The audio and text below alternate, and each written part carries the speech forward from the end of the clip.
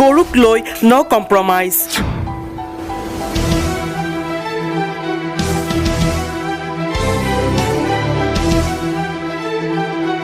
ৰাজ্যত এতিয়াৰে পৰা নচলিব গৰু সিন্ডিকেট।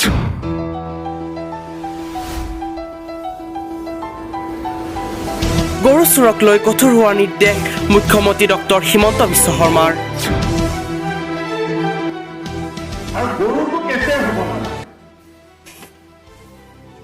গৰুটো কোনো চুৰ হবই নালাগে, গৰুৰ ওপৰত কেছে হব নালাগে।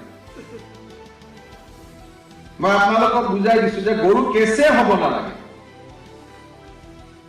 শ্ৰীৰামপুৰ থানাৰ অচি কোন আছে? গোসাইগাঁও।